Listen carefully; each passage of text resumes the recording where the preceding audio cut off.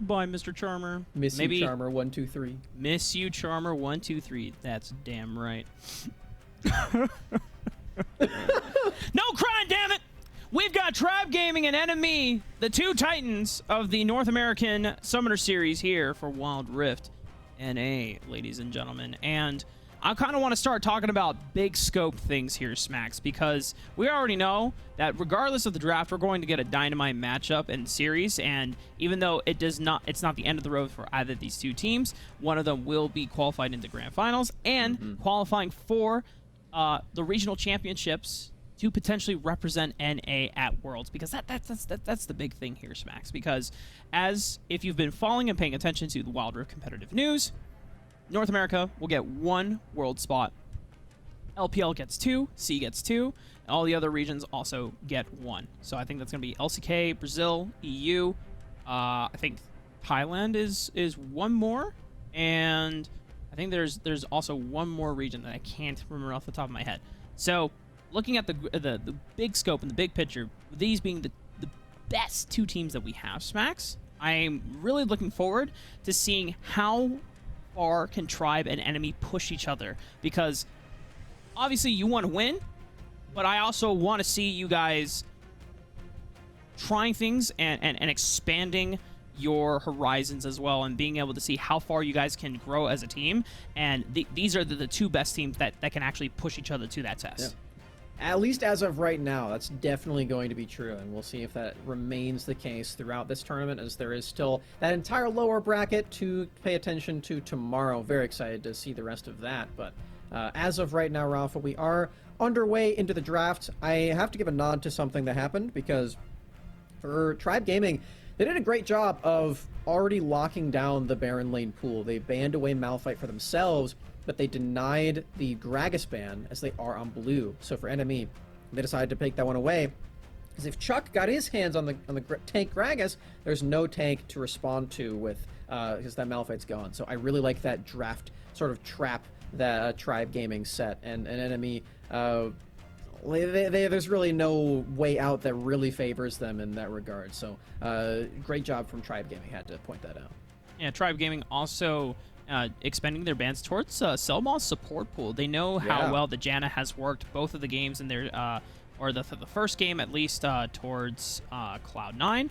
It forced them to pick away the Janna for themselves, but then they had the Sona Seraphine on their side. So I don't necessarily think that we're going to be seeing it in this game, as Tribe Gaming might be setting up for Senna Nasus with already the Senna being locked in. However, I think it's best for them to see the bottom lane first from NME before they commit. You can always go for a priority jungler in the Xin Zhao that is still up on the table.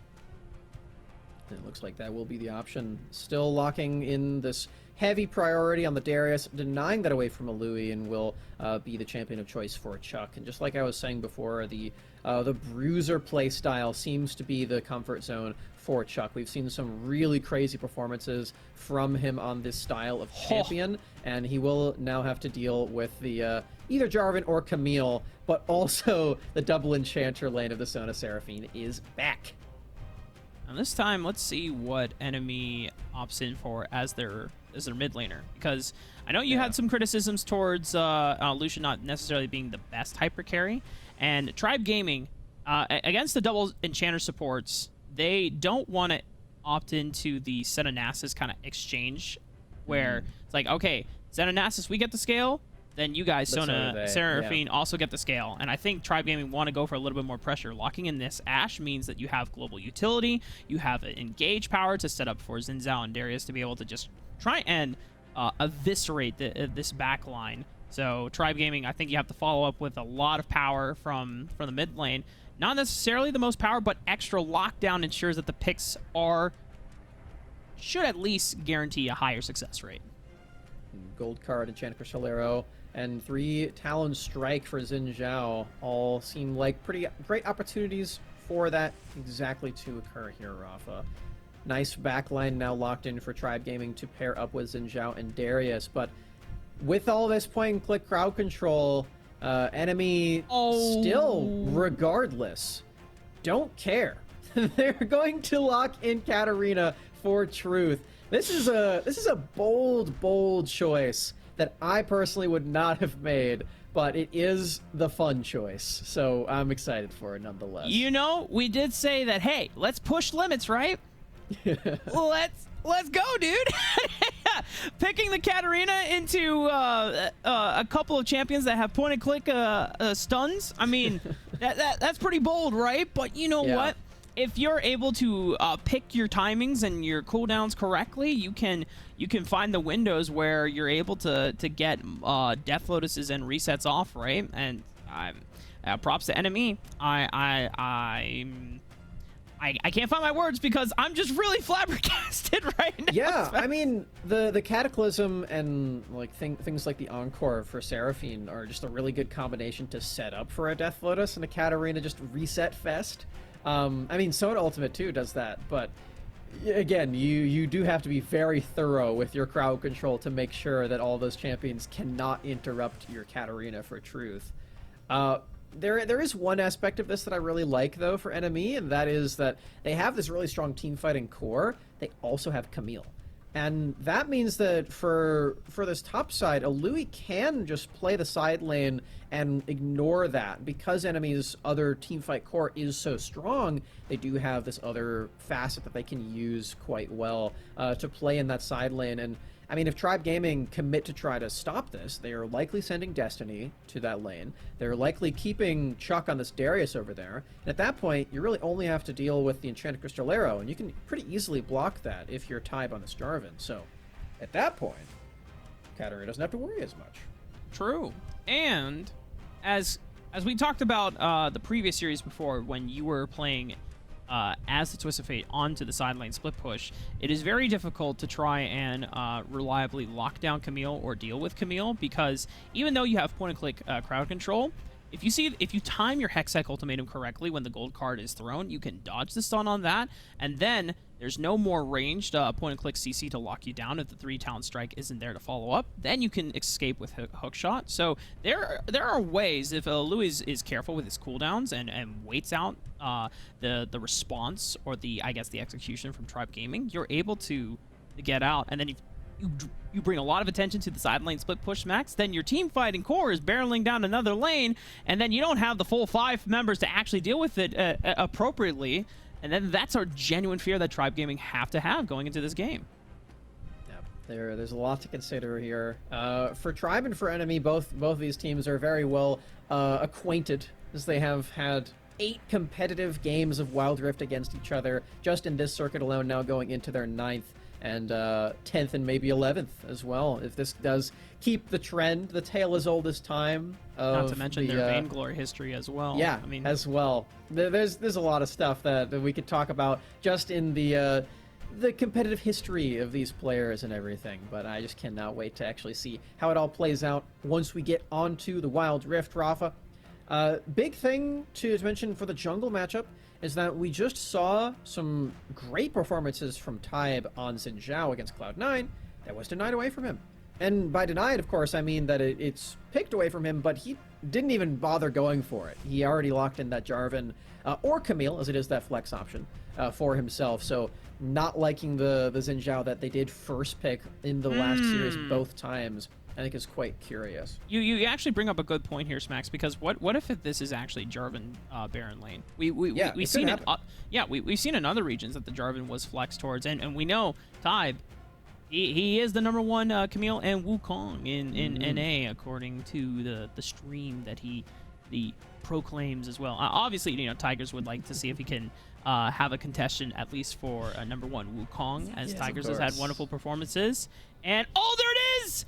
It's gonna be Tybe's Camille, ladies and gentlemen. Geniuses. So this actually changes up a lot about how NME will want to play the side lane of the split push map, because normally you would think in PC League of Legends that Camille jungle, first of all, doesn't even exist. But even if Camille jungle was a thing, junglers don't necessarily split side lanes because you're so far away from the neutral objectives, and they're very important and critical to closing out the game or being able to contest in the game. But because the map is so small and you have a lot of mobility in Camille jungle as well, you can actually operate on a side lane. And that is something that Tybe has done a lot of times, at least when it comes to solo queue.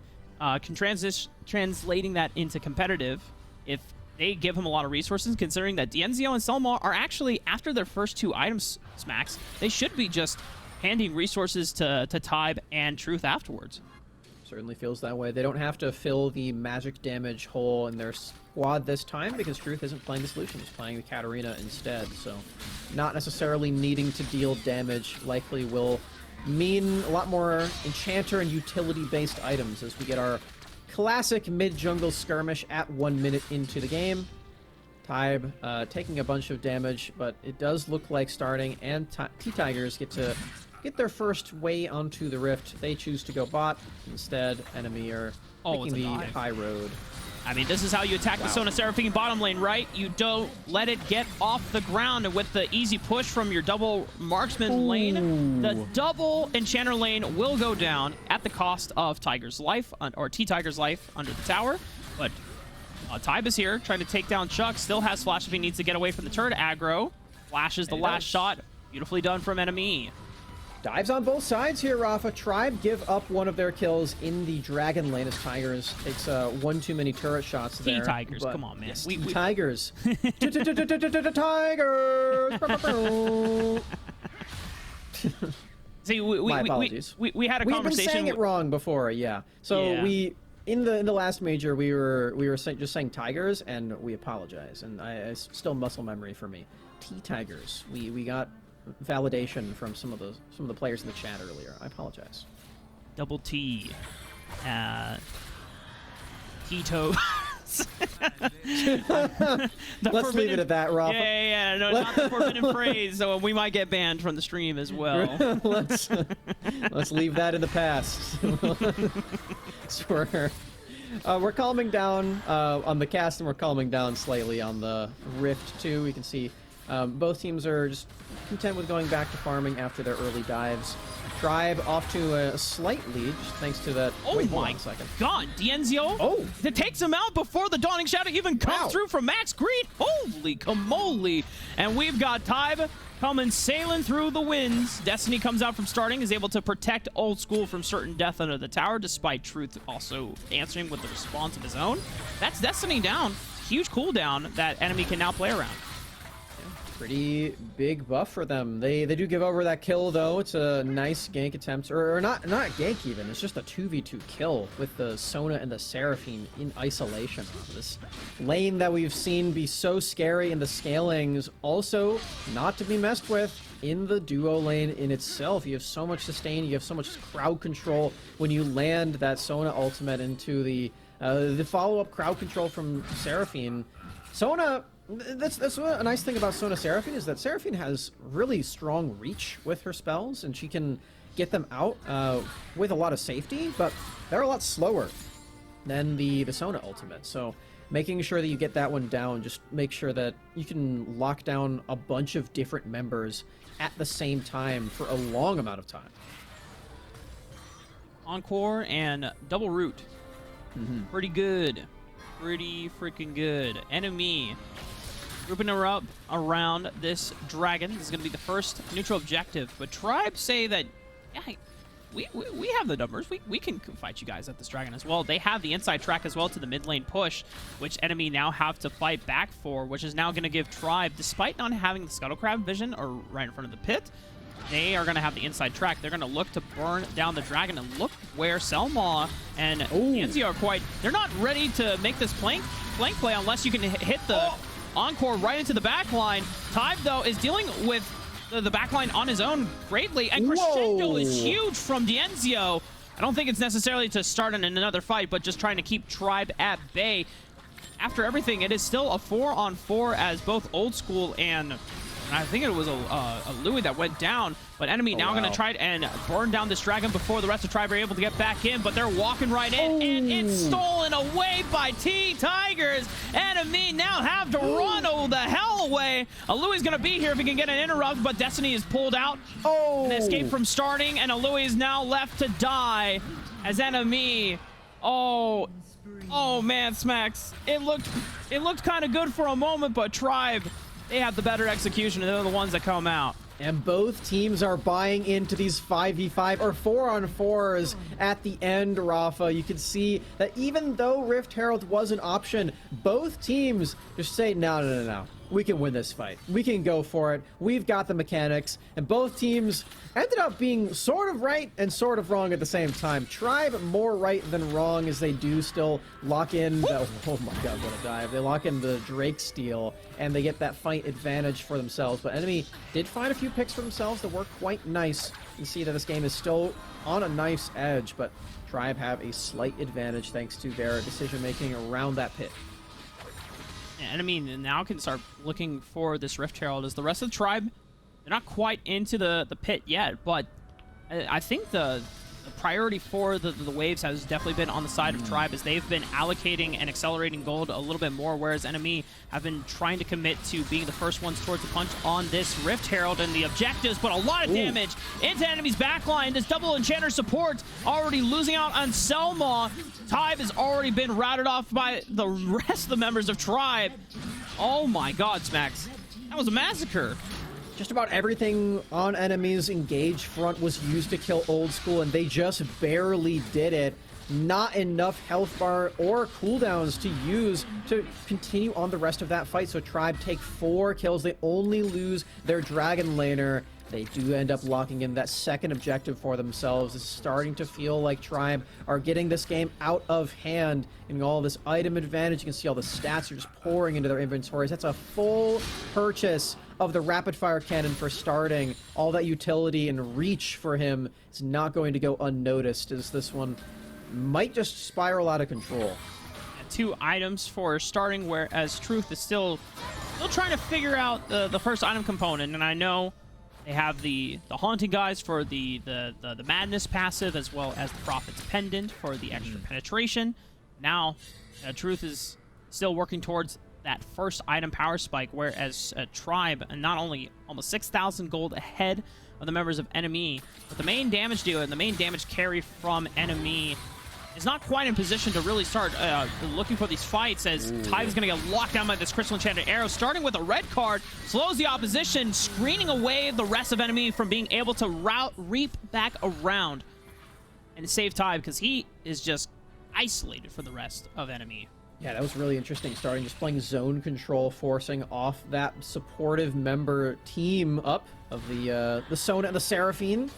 Sort of reminds me of back in the olden days when my friend Ben and I would play Overwatch and we would just spam Zenyatta and Lucio. We'd be the supportive members. It's what Selma and Dienzio are providing for their team right now, but getting zoned off completely means that there's really no way to give that utility over to their members, and Tribe falls down. You said that earlier Truth is that main carry force for his team.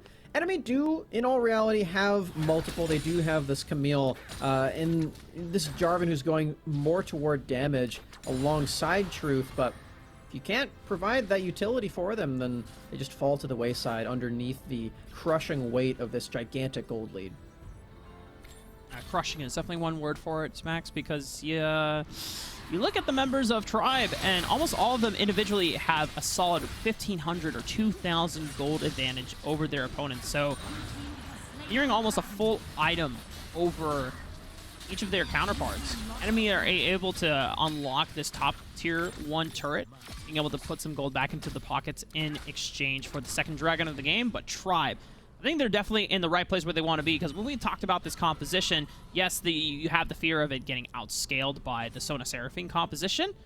You just beat them down and never let them get there in the first place, and Tribe has been a team that has always been incredibly successful in their run, whether it was the second major that we're in right now, or even the first major, just against all the opposition that they face, apart from NME, where they have just been so damn good at being able to find early fights and just pressing the gas forward and never letting go. Something really interesting that our observers are showing to us right now is the utility builds of both Max Green and Old School. As you can see, that is a full mortal reminder for Max Green, trying to cut down the healing of both Sona and Seraphine, and really just anyone else who has some spare healing in their kit or their runes. Really like this option. Is for Max Green, you're not really going to be dealing that much damage, and it's not necessary, especially when you have this much pick potential. Well, good night, Truth. I mean, He didn't even get a chance to respond. Crystal Enchanted Arrow into Apprehend. I mean, what are you supposed to do? Not a whole lot you can do right there, Rafa. Chuck trying to start things off with an Apprehend, boosting himself forward with that tech you mentioned before, zoning off the members of NME, is starting wails away at this turret. That's a full structure, 3 of them now for Tribe as they completely open up all of these outer turrets. 2-second window on Truth. He's going to be respawning now onto the Rift, but got another 5-10 seconds before he's able to join this fight right here. Doesn't have TP, so he's still taking the long way home. Tribe tries to lock down someone with the Hextech Ultimatum. They're buying a lot of time thanks to the encore from Selma, and Truth tries to get in there with a death blow, but not until the guillotine comes through. And the rest of the members of Tribe are diving past the turret. They have the Rift Arrow on their side, and they got everything that they need to wipe out NME. Amazing plays from Chuck on the front line there, Rafa. Knows his limits to perfection. Lands the Noxian Guillotine before Truth has a chance to dash away, and it still follows. He finds the reset. He flashes the Decimate in to get all those bleed stacks onto every member of NME. And with Tribe taking out all of the opposition, they get to lock in themselves this Baron. They get to walk all over the Rift and very likely take out this Dragon in the first game of the series. Yeah. Dang. Can we just take a moment, Max? We can. That was filthy. Filthy stuff from Tribe. And I mean, and this is game 1 of the best of 3 series, upper finals, obviously. NME already at this point they are 12,000 gold down. They still have the scaling comp on their side. They might have found a pick on the old school Cataclysm into Crescendo. Doesn't necessarily lock down the back line for Tribe, and now they're on the re-engage. NME have already given up 2 of their members in Truth and Louis. They have to run away, but they cannot escape the grasp of Chuck on this Darius, thanks to the Rocket Belt propelling himself forward once again. Just like that Tribe, they have, I think it's a 16-second window, Smacks. This should be game 1.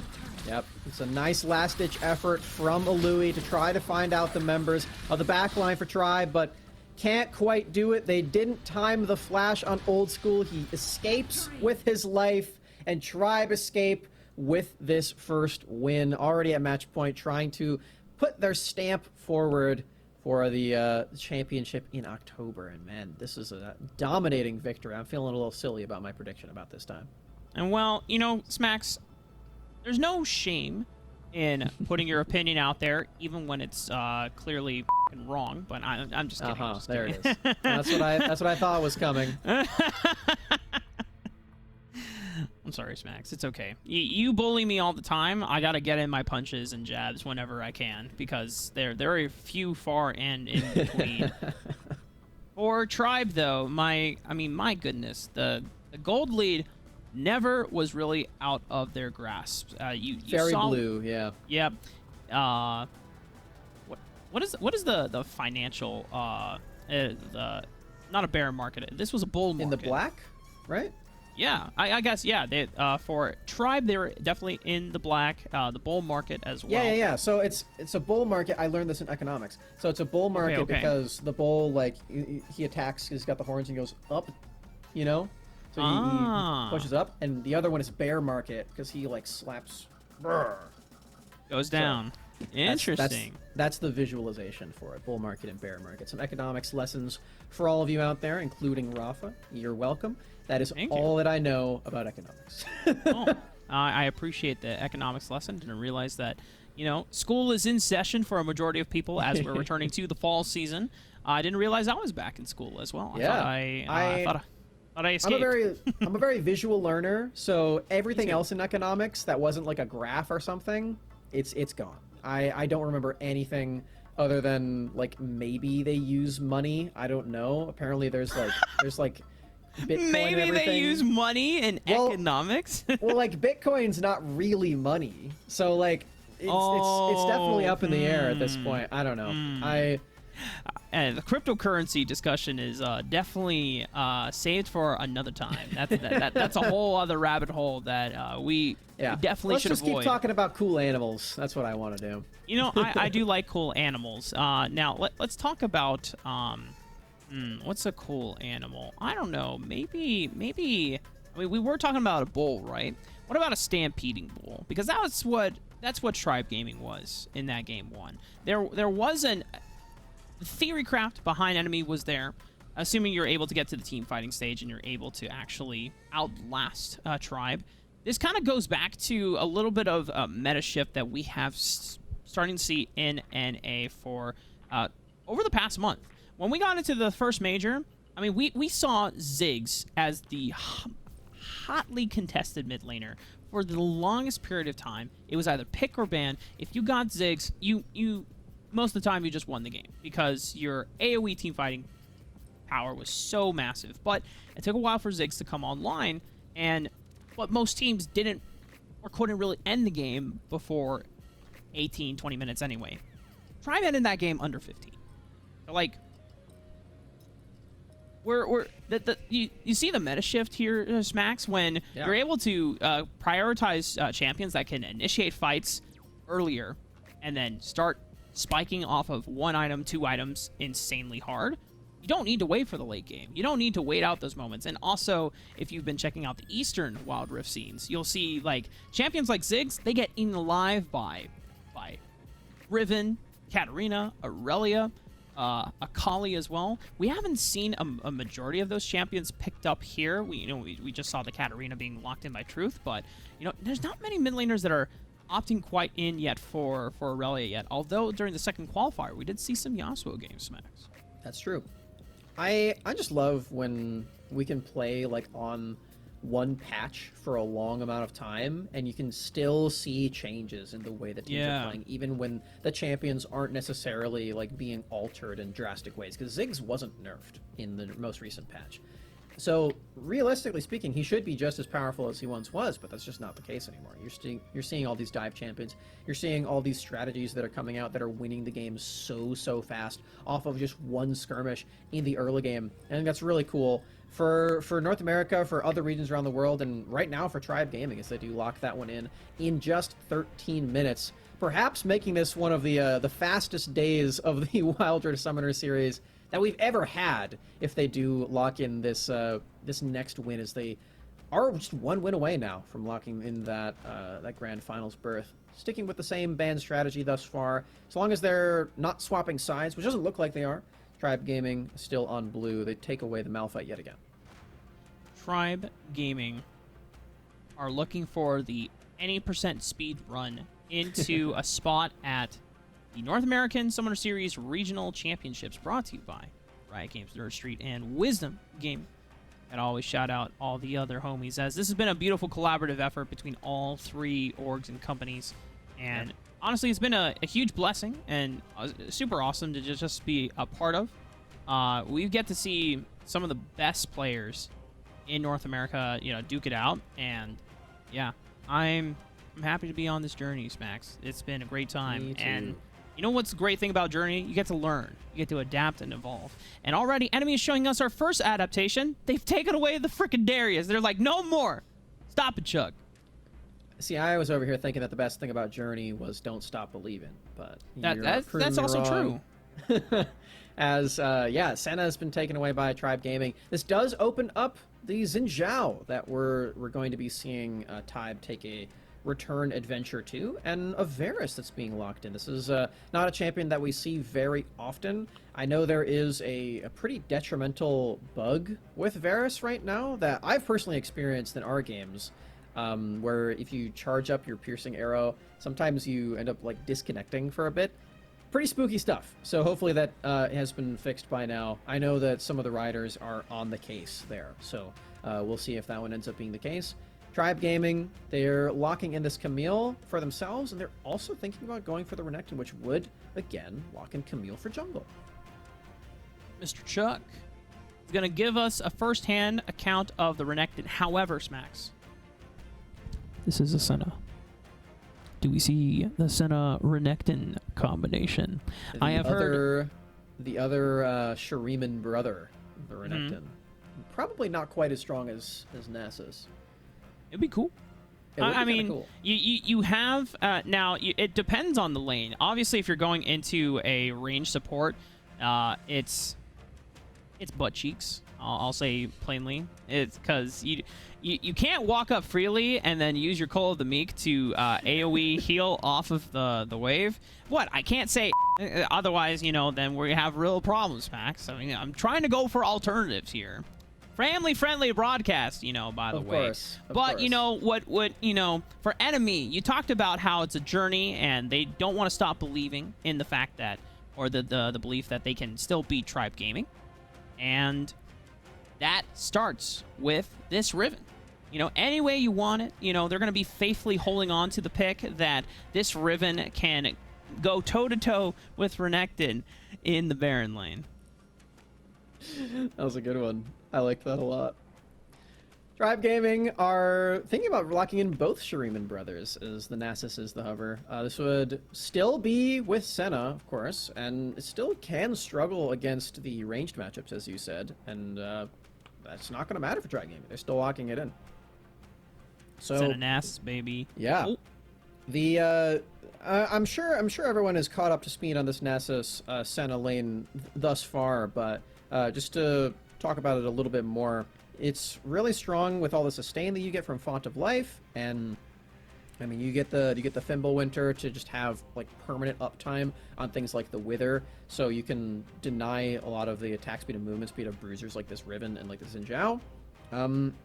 But also a sort of side effect to it is that your Spirit of Fire reduces a bunch of armor. So your Camille and your Renekton and your Senna are going to be dealing a lot of extra damage off of that, which is always really cool, because if you're Renekton, it means you don't necessarily need to go for Black Cleaver.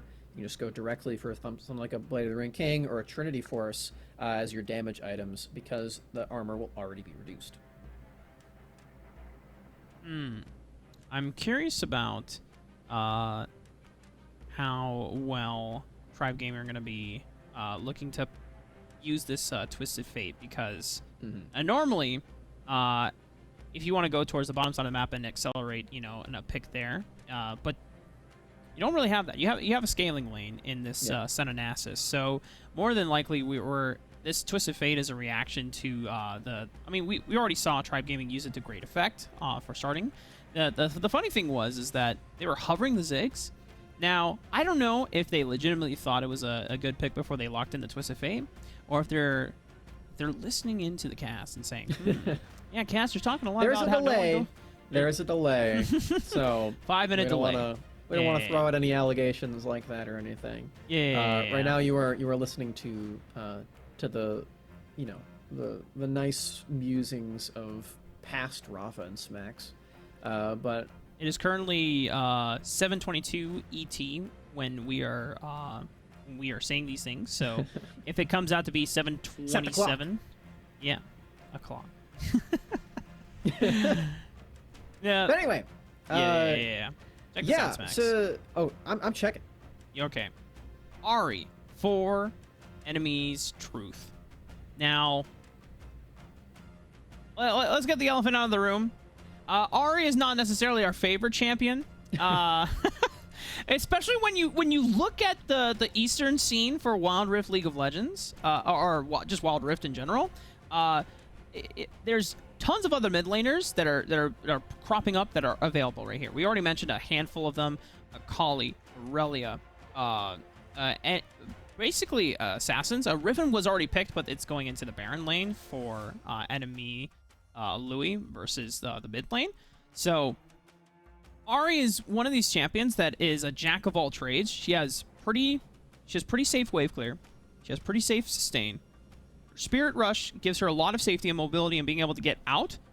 And you have Charm, which is not as, you know, point and click, but it is a skill shot and it is single target. However, with all those things kept in mind, it doesn't really give her a strong identity as, oh yeah, she's a hardcore diver, she's a hardcore assassin, she's a hardcore control mage. She just does a little bit of everything, and therefore she's not necessarily super the best pick in, you know, for any other situation. She just kind of fits the bill. And when it comes to, you know, damage, you know, thankfully you have a lot of other damage sources. You have Riven, you have Varus, and you have Xin Zhao.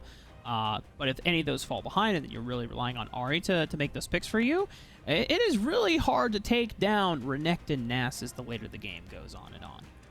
I think Ari is kind of like Jade in the show Victorious, because I think she's a fan favorite. You know, everyone wants Ari to be the main character. Everyone wants her to be the best that she can be.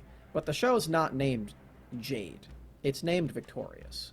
And she can never truly be the main focus of a team because, I mean, it's built for Victoria Justice, guys. That's just how it's going to work. So I think Ari's best role is secondary carry and like sort of a background dancer sometimes, or a secondary vocal in the case of Jade and Victorious. And if you're landing these charms and you're like just being a nuisance so that this Riven for a Louis can just bounce around killing everyone, I like the pick. So there you go. You know, Smacks, I think our host's name comes from having a lot of games on Ari. So if we continue the Ari slander, I hope he's a Jade champ. I like Jade in Victorious. Jade is a great character. Yeah, we might unintentionally summon him from beyond, and his omnipresent voice will actually just haunt us for all the Ari slander that we are speaking. Listen, listen, man. I didn't mean for that to be slander. It's not just us.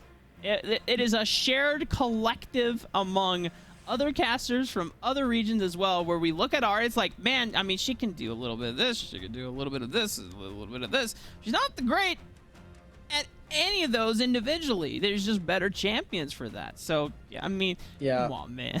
you know what else is really crazy is that we have some players and some viewers who are very young and they might not even know what Victorious is, which is... That is a tragedy. Which is pretty sad. Actually, you know what? That's probably not even true. That's where Ariana Grande started. So everyone knows who Ariana Grande is. I mean, people know Ariana Grande, but do they know Kat Valentine, though? That is the real question. Well, maybe. I hope they do. Another great character from Victorious. Fun show. But anyway, we're on childhood, man. Yeah, it was a good time. One of the classic Nickelodeon shows. As we are on to the Rift, we've got our ARAM going.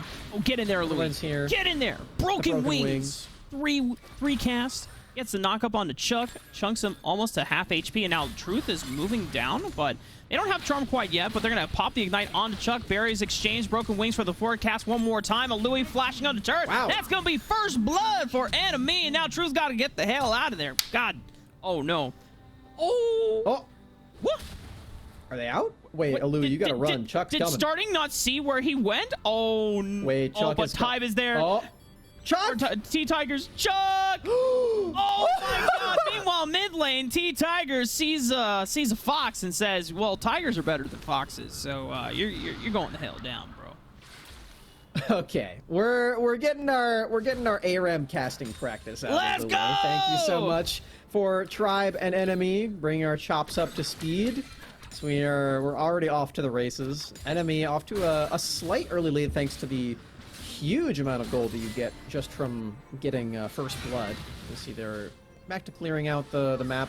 Because T-Tigers had a slight delay, you know, he went to kill Truth in the mid lane. He's not a part of this showdown between Tybe Truth and Starting and T-Tigers, but doesn't mean that he can keep clearing. He gets first say on this Scuttle Crab from the top side. T-Tigers also using the Stargazer Camille skin, which is really pretty. Oh no, Louis. Louis has no sums, and T-Tigers is looking for the kill, but the hookshot was interrupted, or I guess it wasn't in range to get the second cast off, so Louis will live to see another day. I think T-Tigers accidentally clicked hookshot twice, so he hit the wall with it, and then he dashed into the wall. I'm pretty sure that's what just happened.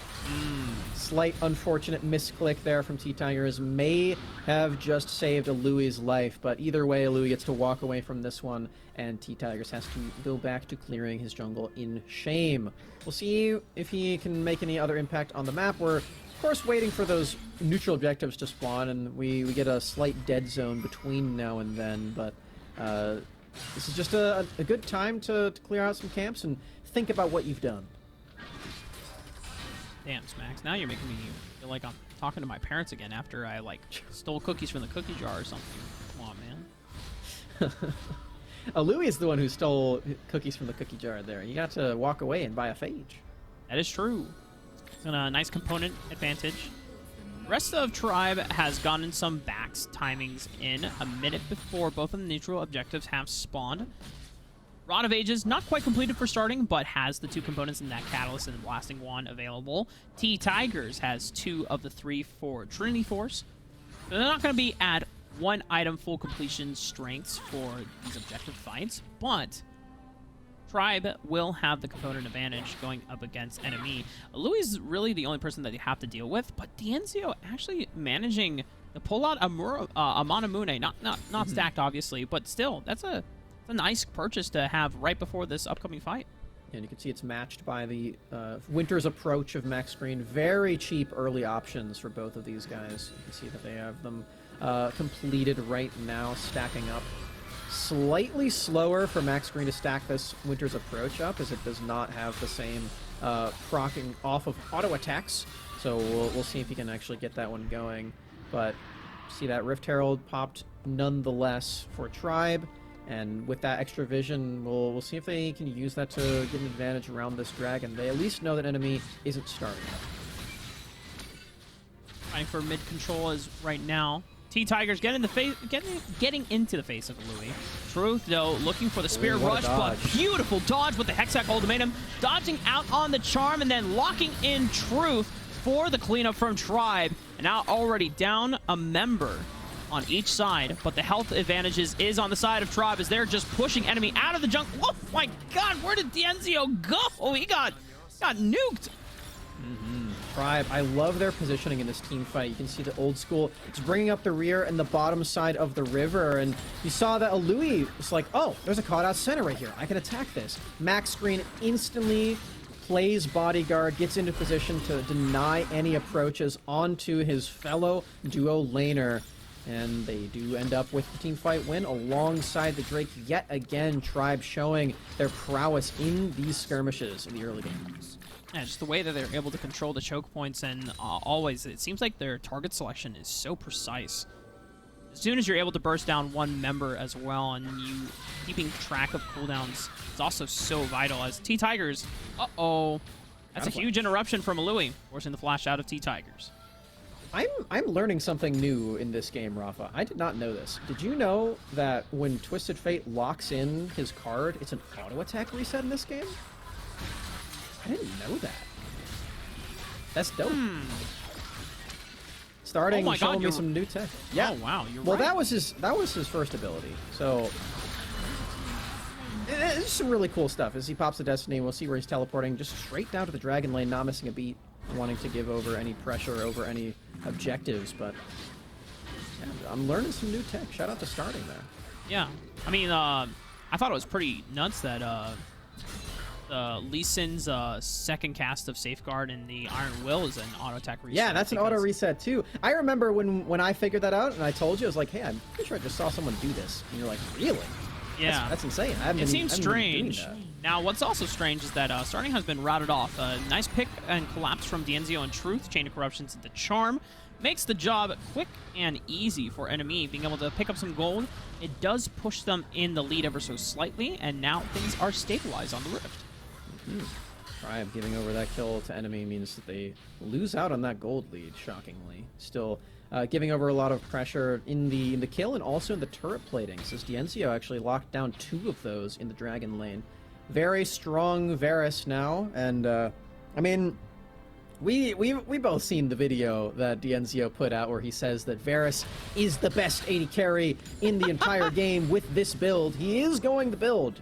We of course brought light to this in the last major as well, but it's always a fun time bringing that one up because he is, you know, he's got a YouTube channel where he likes to talk about some marksman builds, and that one's one of them.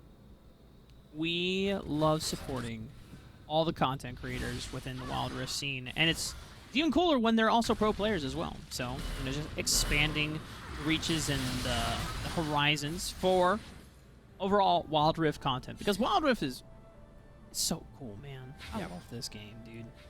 Speaking of being pro players, somebody please pick up NME. We cannot have this team be a free agent for this long. You guys gotta step this up. Make sure these guys get on contracts. They are playing so well. Even though they are down a game, you can see that they are very competitive with our current top team in Tribe.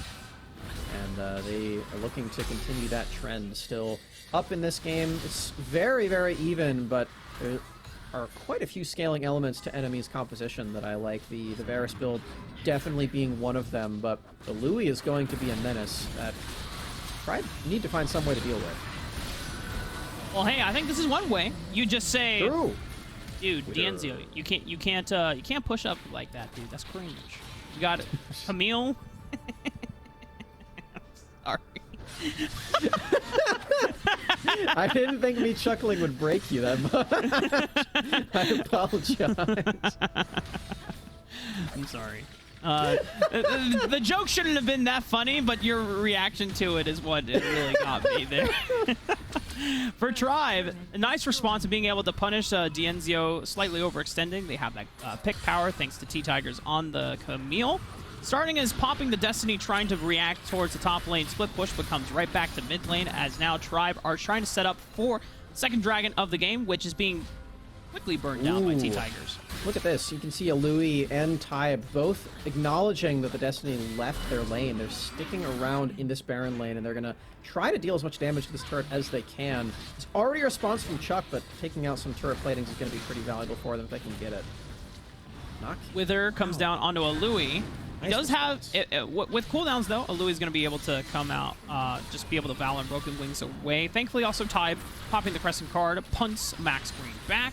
Rift Herald has been popped mid lane, and now they're rotating right on over. They're going to have a numbers advantage briefly, 4-on-3. But the Rift Herald doesn't even manage to get it. Yeah, didn't get a charge off right there. Tribe Wow. popping it in the range of all these damage members for enemy. They can't get it through. And for enemy, that's a really big bonus. They've defended all of their turrets thus far from going down. They still have that lead. And just denying the standing gold from Tribe, especially when they all are trying to go for resets, just means that they can have more power on the map to play with. You can see specifically Max Green has about 3,000 gold in his inventory that he has not spent quite yet. He really wants to do that, but was waiting for the turret to fall. Muramana fully stacked for D'Enzio. Yumu's Ghostblade also completed, so despite the pick that just happened a couple minutes ago, the Varus is already online, Mr. Smacks. The deals a lot of poke damage. Those piercing arrows are going to hurt. Now, the question is, can you as enemy set up proper choke points and hold them before Tribe are able to just brute force their way into objectives and into the river? Because that is how you're going to be able to find a lot of success if you can get the poke off without Tribe even having a chance to just get in and fight you in your face. With enemy allocating both of their solo lanes to Dragon Lane, they are caught slightly slipping as their Baron Lane turret gets taken very low. Tybe forced to respond. They do not want to give that one over to Chuck. Baron, of course, is on the board. We've already passed those 10 minutes, but both teams are still just trying to open up the map as much as possible, and Tribe still doing a great job of that one. Seems like enemy are still in a state of scaling where they are not really wanting to start up a fight, but they're not really wanting to defend anything with full commitment yet either. Yeah, curious to have Tyba be the one picking up resources on the Baron side of the map. Maybe they wanted to get an item completion in for Tybe before the fight started, but now starting, popping the Destiny, keeping everyone in full vision. As there is a 5-man stack looking to push into the mid lane. Doesn't find the turret or enemy quite yet. I'm curious to see what item completions are going to be coming in for the rest of the members of NME, because if you're once again, look at this. We're having a Tybe react towards the Baron lane again. This is one of the few. I mean, we talked about this before, that Tybe and NME is one of the few teams that does send Tybe off into a side lane to pick up a lot of farm. Normally that's with Camille, but with Xin Zhao, I don't know if this is a Okay, well, you got reinforcements. Maybe you can turn things around, but T-Tigers has split up your mid laner away with the Hextech Ultimatum. Chuck survives the onslaught, and then NME are now down 2 members, and this Baron could be on the table. Both tribe members winning their isolated one-on-ones, and Alui still remains in the Dragon lane. Only 2 members from NME can try to stop this Baron take. Members are low, they have a lot of poke, and there is a teleport here. Chuck dies to the Baron. Who got it? Okay, Alui is in the backline. Okay. 3 casts of Broken Wings as well. Gets a lot of damage off with that Wind Slash, but doesn't find any more members from Tribe. The Baron's still on 4, and now our 13 minutes. Last time around, Tribe was able to close out the game at just this minute marker. It's far from over yet, Smacks, but a 4,000, 5,000 gold lead in advantage for Tribe. Last time they got the Baron, it was the tools necessary to start taking the first steps towards ending the game. Yeah, I wasn't entirely certain who actually got the Baron by the end, but Tribe did lock that one down. Very risky to go for this objective in the early game, as we've said many times, but we're seeing one reason why in that exchange is because Baron deals so much damage to you. Charm, unfortunately, it's on the old school. A beautiful pick on the old school, as starting walked a little too far forward, and the rest of Tribe were debated into a full 5-man stack from NME, but Chuck might be able to find the back line now, popping the Dominus, gets a Call of the Meek out, but it's not enough sustain to be able to fight against the onslaught of NME, and Tribe is able to audaciously charge onto Max Green, gets him up with the 3 talent stride into the knockup, and starting, now popping the Destiny. Can he get out before he gets bursted out? Oh my god! The Janna ability, it's coming! Oh, I got him! That's amazing! Zephyr is a very slow-moving projectile. Someone clip that! Someone clip that! That was sick! And NME, off of the back of a beautiful pick, just snowball 1 by 1, picking off members of Tribe, are able to take the Baron off of the entire squad of Tribe, get the Dragon, and unlock the map in their favor. Yeah, I say the charm that hit old school was unfortunate because that wasn't the intended target for Truth. He was trying to send it into the frontline members of Tribe, but it was flashed away, and it ended up hitting old school in the back. So he was not expecting that one at all. Does go down, and it starts a huge domino effect where NME are able to just take that entire fight in a full sweep. T-Tigers finds way too many people in this bush, but has a lot of mobility. Truth with the Spirit Rush following up. Hextech Ultimatum trying to dodge out on a potential charm. Wind Slash is not enough, just barely out of reach. T-Tigers makes it out alive. Okay, T-Tigers. That was an unforced position to be in the first place, but ends up making it out alive. So we're back into a farming phase of the game. Tribe has had pretty big advantages in that phase, I think it's fair to say. They've been able to find picks for themselves. They've been able to just get more resources in for their members than they can let over to NME, and for NME they need to break this as soon as possible. They need to land a charm, they need to land a chain of corruptions to find another pick out potential.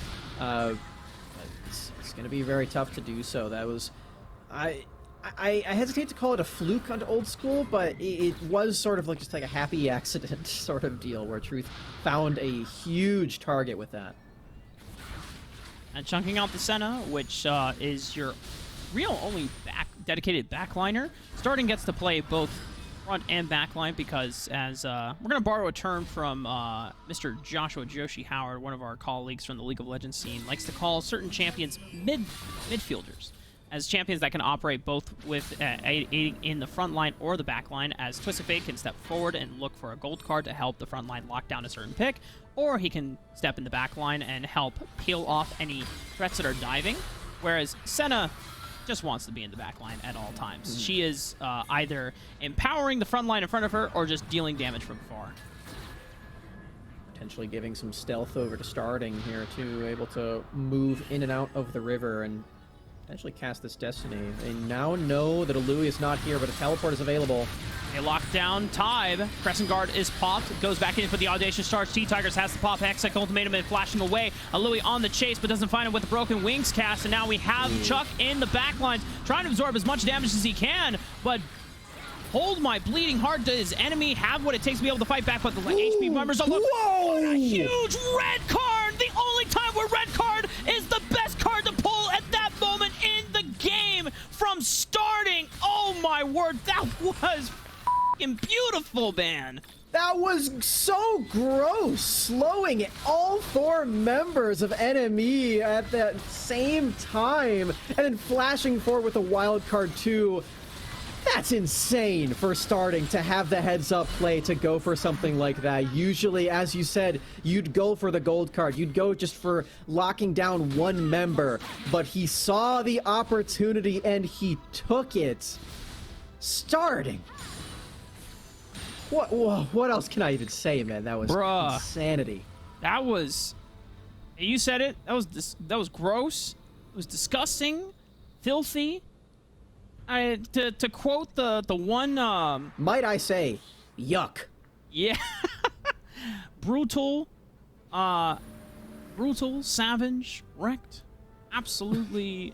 Complete total destruction. I know you're quoting someone because of the accent, but I don't remember who it is. Yeah. Ooh, this is Elder. I just know it's a British caster, if I'm not mistaken. But this is Elder Dragon on the line, starting popping Destiny. The rest of NME have to brute force their way into the backline. They have to get into the pit if they want to compare for it. They've locked down a Louis, and now Chuck is absorbing everyone's attention in the backline. They're trying to kite away. T-Tiger's still not going down as he's already dealing with it. Hook shot is not going to land on D'Enzio, but it's going to put him right in his face.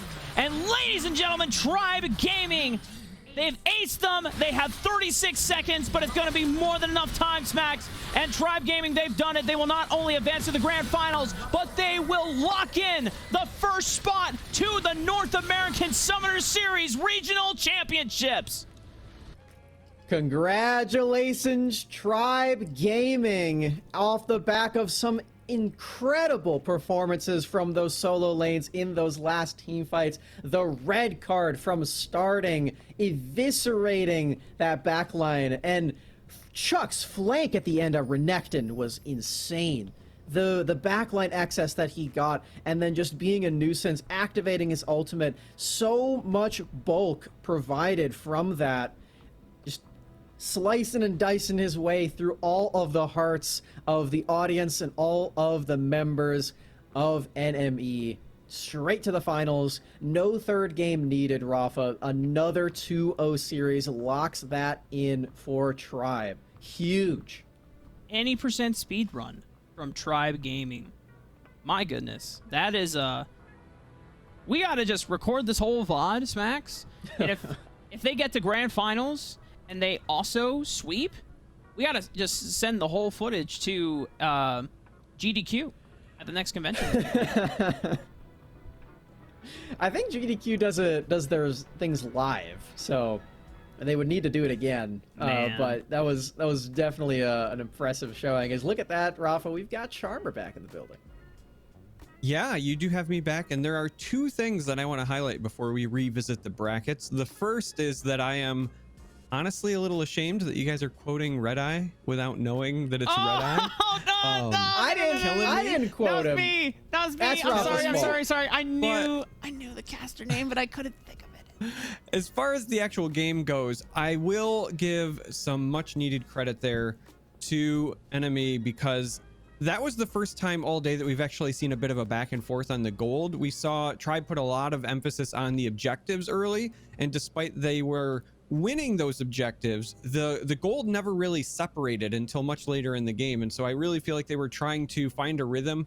They might have something, so if they do have a rematch later in the grand finals, perhaps we'll see a little bit better performance there. But even though it was a clean 2-0, I think you have to acknowledge that that might have been the best performance against Tribe that we've seen all day, and probably in quite some time as well. But we do need to show off the brackets, because obviously we want to see how we got to where we are and what we have left for tomorrow. And so we know what the upper bracket is now. We have completed it. We have somebody who has made it all the way through the upper finals and onto the grand finals, and of course that is Tribe Gaming. So they are qualified for the regional championship already, but they will still be competing for, you know, the title of winning the second major and some prize money as well. There's a $10,000 prize pool up for grabs here. NME with the loss, they will drop to the lower bracket along with the other teams that have lost today, but it is a double elimination style tournament. So the lower bracket, you're going to see all of the teams that lost earlier today, teams like Farewell Boba, Grilled Cheese, Brawl Stars, Pros, and of course Sentinels. And then depending on where you lost in the bracket, when we see this lower bracket, you're going to see that some teams already kind of have some credit banked, if you will. And so that means that NME will only have to beat one other team in order to move on to get that rematch against Tribe. That is the nice thing about doing well and being better players in the upper bracket. Then the farther you get in the upper bracket before being knocked down, the fewer games and series you have to play before working your way back into the potential grand finals, as you mentioned, Charmer. As the lower bracket played out, Grilled Cheese was able to take down Farewell Boba and move on to the round 2. They'll be awaiting Cloud9 for tomorrow's broadcast coverage, whereas Sentinels did take down Brawl Star Pros in their matchup, and there are awaiting Immortals in tomorrow's broadcast coverage as well. And just looking at those smacks, I mean, obviously we're going to be getting a chance to cover both of those series, as well as the winners of those taking on each other, and then the winner of that into NME. That is quite the run that any 4 of these teams have to make before even getting a chance to play against NME, then let alone Tribe Gaming. We've got some I'd say 3 of these 4 teams have had some pretty big competitive history just in the circuit alone, and that the one outlier being Grilled Cheese, who just recently made a big surgence, did take down Farewell Boba, previously known as YMCA. If you're only a viewer of the majors.